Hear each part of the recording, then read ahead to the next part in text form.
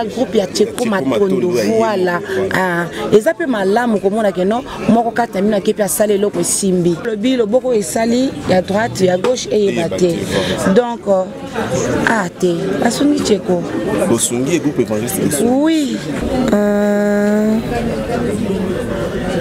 Nanga koloba mama mité poto maloko la mendiante de ma part artiste akufi na hôpital nini akufi na hôpital ya Kamobutu.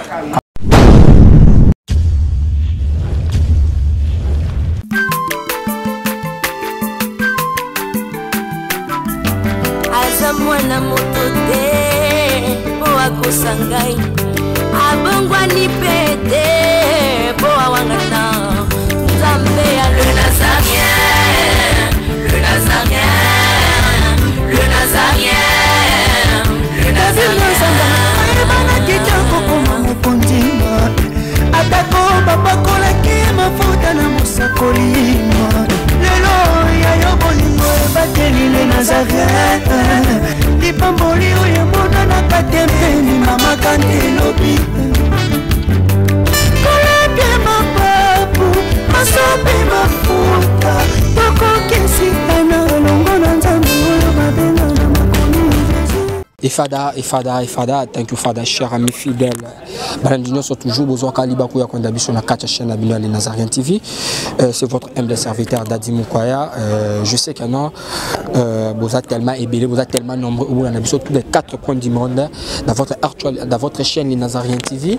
Les lois vous ont awa étant que chroniqueur, étant que journaliste, tous en matanga, ba comédie basée sur matanga, ba comédie basée sur matanga.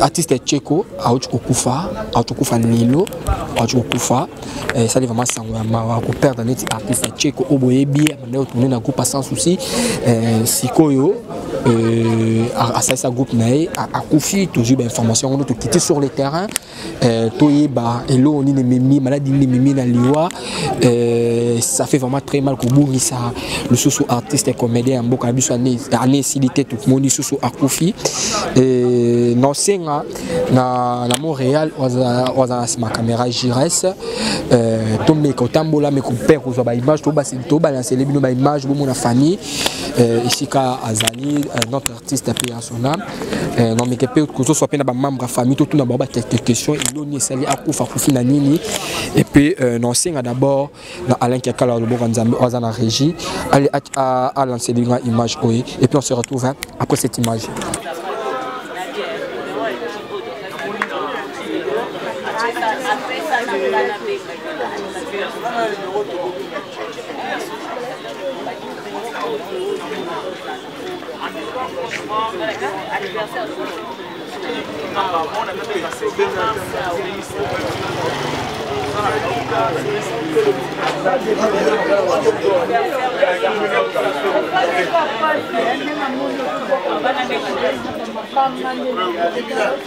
Yadju tena l'idée za na moto na matanga omumeni ye papa weko kwa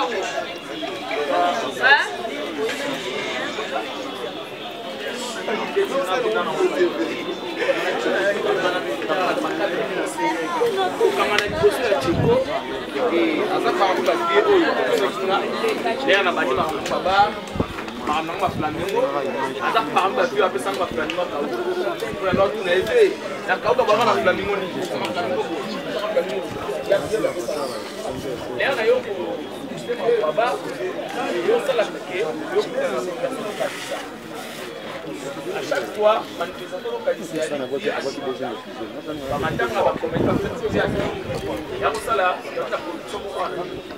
place des artistes, la porte à mouvement, il y a un rapide, il y a un rapide d'abonnement, il y a un rapide d'abonnement.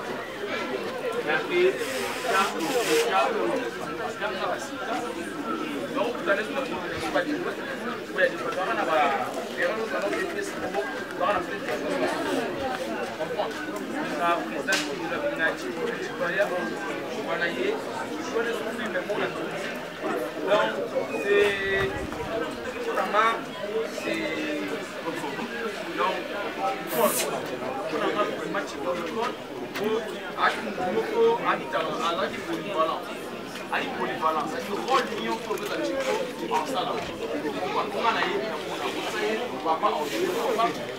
La prochaine à jouer, conseil soldat à jouer, donc à toi tu es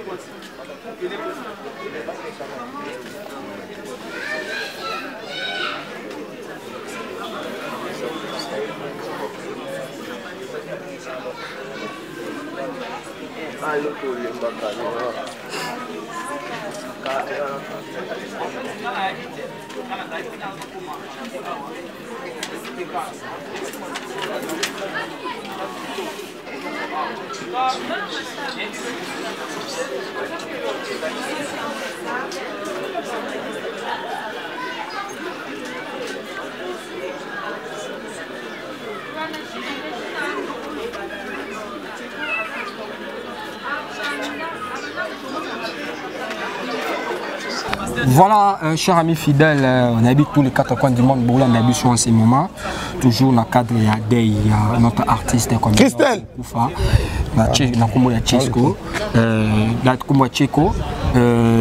D'ici là, au Bozomo Naza Pembe, Naza Neve Nae, c'est avec lui nous allons parler. Est-ce qu'il y a une maladie? Est-ce qu'il y a un cas subitement boué? Tout ça, Neve Nae. Donc, ok, voilà. Donc, directement, Kopé Saye Maloba. Bonjour. Bonjour. Santé ouais, santé normale. L'Angola Nzambé. Je sais que non, ça fait mal que ça être cher dans la famille. Et tonto soana au vu que aux années vinae, aux années artiste, tonto est d'abord artiste à Koufi Nanini. Et là on est mis artiste à Liwa. Bon, pour il y a 4 schémas artistes. Donc pendant que on oncle, on a un vinae. Donc Azaki empoisonné. Azaki empoisonné. Ouais, Azaki empoisonné. Azaki empoisonné. Puis au début, abando est maladie. Maladie ando est banaté. Et puis quand les symptômes empoisonnés, dans ma façon belée. Tantôt mon est hémorroïde, tantôt est boé. Et après, au fur et à mesure, tout ce qui est maquillé comme aussi là, et mon go qui hôpital, comment on va calmer. Et puis, mon gars qui est contrôle. Le premier contrôle, deuxième contrôle, de Azana poison, Azana empoisonné. Puis, Babanda qui a traité en haut. Et puis, tellement poison de dira qui dans autres après, et bota qui cancer. Cancer. Et bota qui cancer. Et puis, cancer, on essaie qu'il fallait opérer. Et c'est une opération. Donc, c'est un bon belé. Dieu a fait grâce qu'il va opérer. Et va opérer après opération après cette opération elle me comme qui vimba elle me comme vimba après le docteur va intervenir et puis abandonner ko respirer ce stade au côté na coma après du coup on va bien abisso na ba désert donc désert à l'élo désert du matin on va bien abisso qui il est plein en vie donc voilà. Artiste accueilli. À Koufi dans l'hôpital Nini. À Koufi dans l'hôpital il y a Kamobutu. Azaki na Kamobutu opéra qui est wana. Est-ce qu'à Koufi? Est-ce qu'à oncle Koufi? Mais quand là diront il y a maladie à oncle, ça va nous rober la poison et tout. Mais bah collègue n'a à théâtre, bah ça qui m'a contribution moi quelque chose pour bon, on a quelques-uns à Bilonio et Bandé Kouya, Naebi, Bilonio and Oya, Naebi Bamo, Bandé Kouya de temps en temps, donc Bandé Gouzalane vraiment. Dès le début à maladie, Naeti, Nenge, Atiki Bisobo, des artistes, Msus Bandé Kouya, Namsus Pe Bayaki pété. Yubika, Natini. Ah bon, on a vraiment un moment de théâtre. Bon, Mimi n'a pas collègue, Mimi a groupe évangéliste quelques-uns. Mais bah comme on est vraiment n'a habité mais moi biloni susu.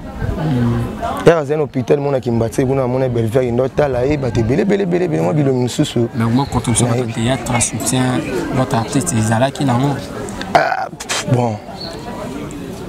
wana vraiment donc wana ngana éviter donc na kolo ba mambo na ebi bon tam soupe zalaki nango banini mais tam soupe des fois et mo pe na ndoki une agence mais mingi zalaka ba mbonga na ba ndoki retirer moi mingi zalaki kaka juste ya ba connaissance comprendre dina bi carte électeur ni za pa na ngai na mamsu za pa na ngai donc carte électeur ni na téléphone ngai ko sur le téléphone donc le téléphone ni pezali téléphone ni pezali donc poison en zone on wana vraiment c'est une longue histoire.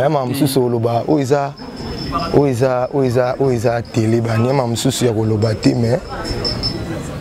mais Oiza qui Aloba qui ceux qui ont coupé les loups, a coupé pour na montentel. Oh. Mais ce n'est pas la peine ya Oloba na ba télé boy donc. Ils ont montentel ou a coupé. Donc juste ibande la histoire ndinga bande corrélater biso ndingi bandaki. Pour nga za nevi na na bande olala na chambre moko na bande olamuka. Est-ce que vous toi na azaka mu théâtre? Ah ti wana on va tout dans voilà signoté. C'est que yo voilà vraiment tout cas secret belé ou yo bisanga. To na matanga, to za matanga na promettre to continuer mission après enterrement. Soit après enterrement to continuer mission. Wana na sérieux. Na ebika après enterrement c'est le téléphone et carte ni yum voilà yum to qui proche OK azaki marié a confié atiki comme des bana parce que biso pays bato théâtre belé yango yo bana msuba bimaka parler papa la biso et tout et en vrai dire a confié atiki mon ateme moi si azali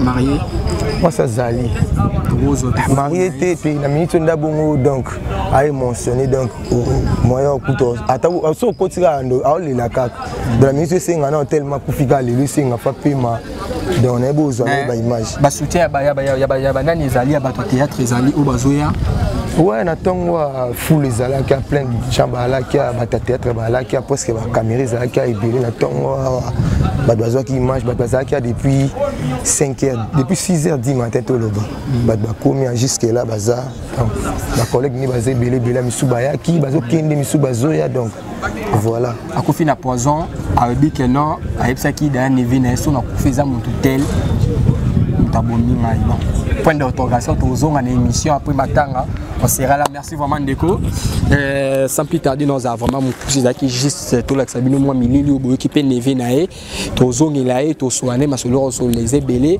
n'est toujours dans lobaka vous a branché vous a connecté tout là que sabino ba bilili vu que non ils appellent artistes comme des belé ba so boya na bango ba interview mais on va essayer d'approcher mais ça qui est facile parce que dans la film on a tourné na Yoka Son donc Yoka c'est un groupe ya Tcheko Matondo voilà et ça peut malamu comme on a que non moi quand termine qui peut saler loko simbi donc tout ça qui toujours en bonne relation alors Tcheko pas na ngazan Ndeko frère donc non quoi bana ngai donc tout ça na ba bébé tout ça na Tcheko ba beau moment et tout donc azaki Ndeko azan Ndeko oui voilà comme tout ça matro Tcheko tanga manda ko bela a souffrir ma casse dans ma life mais tanga manda ko bela pourquoi vous surtout bino groupe évangéliste faut vous ça qui sensibilisation pour luka boy aider bo pousser ba créer na ba konza mboka tona ba association vous allons c'est bon luka boy aider mais les lots quoi souffrir tout le monde qui aide wana télé là kufi comme on bouton de belé au moins que non et ça ne peut pas se côté na bino ba comme na bino pe groupe évangéliste vous salez le côté mais si le long bon oh to ça attends oui question ça et ya meza yangai soki bato bakoloba bongo ezaka mpona télévision ezaka nango télévision bino mpe bachroniqueur boyokaka mpe basango na ndenge na bino toza na te mpona kolakisa ke tosali boye mpona boye bibelobi loboko esali ya droite ya gauche eyeba te donc te basungi Tcheko bosungi groupe évangéliste oui badiaspora nakoloba neti awa na kin moto oyo asien oyo ya groupe évangéliste ezali ngai Marie-Hélène. Voilà. Presque batikali wana bana na libanda mboka. Même ya basi, même ya mibali, o boye baka wana. Baguette. Ba Mimi Akame. Angèle Koli, maman pasteur. Nani Astrid. Ali Bavukayo, papa Devos Musoba, papa Gabi. Ali Sala. Mingi bakuna. Ba Christian Shoga. Baza na libanda. Basala ipona Tcheko. So na ebisi yo que bon tina olobezate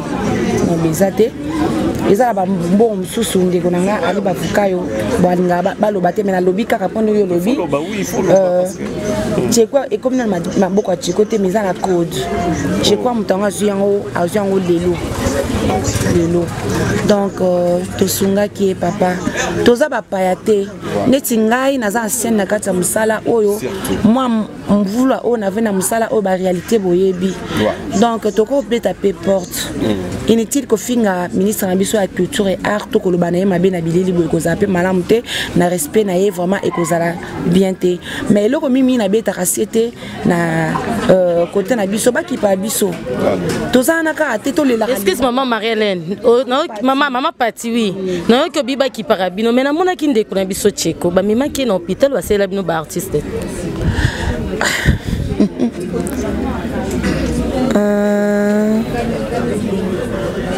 Nanga koloba maman mi te poto maloko la mendiante de ma part mais o e bomba ini na se mutaye biango kaka eza nzambe donc nain koloba boye tozana posa lisungi na bango pour ne pas répondre à la question lobi wana parce que makambo eleka ki wana un TPC était makasi pour maramba Tcheko parce que un temps tout le monde a un TPC tout le monde a président Masumu aza icône yakati mboka na biso Congo so président Masumu lobi fo bayoka vous comprendre do batika ibisote bazala toujours on a Tcheko CG Oxygène surtout dans de tous les temps de tous les jours na Tcheko azaki pi wana mais ton nazolo babon parce que na mona ane tozala ka penza considéré te ceux qui les lob artistes babimi eza pona moto songolo pe asala ki po artiste babima mais pona côté na biso ya culture et art format tozaka négliger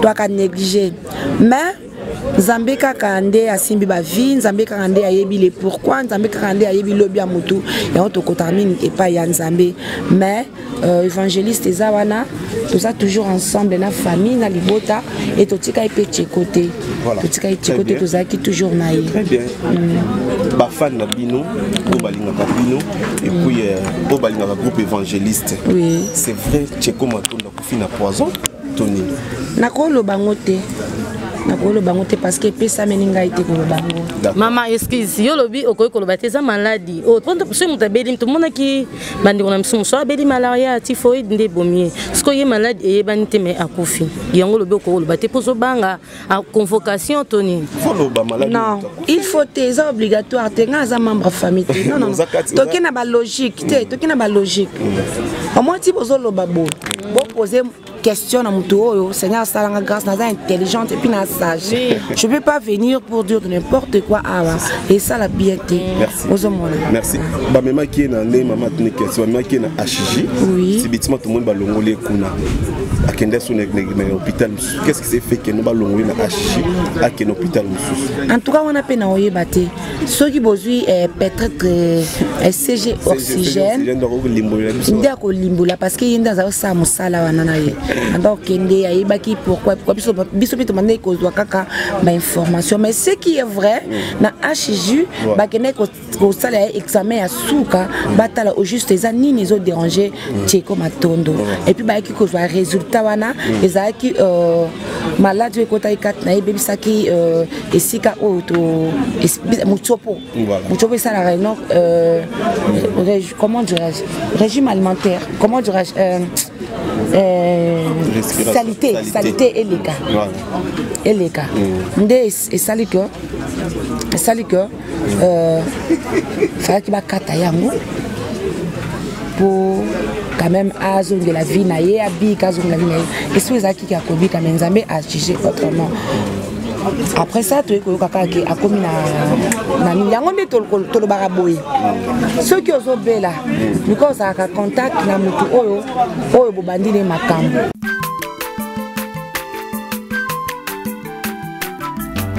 Aza mwana moto te po akosangai abongwani pete po awangana nzambe ya le nazarien, le nazarien, le nazarien, le nazarien. Ebana kitoko koma mokondima atako bapakolaki mafuta na mosakolima lelo yayo bolingo ebateli le nazarien lipamboli oyo emonanaka tempeni mama kantelobi kolapie mapapu masope mafuta tokokesikana longo na nzambe oyo babenga na makomi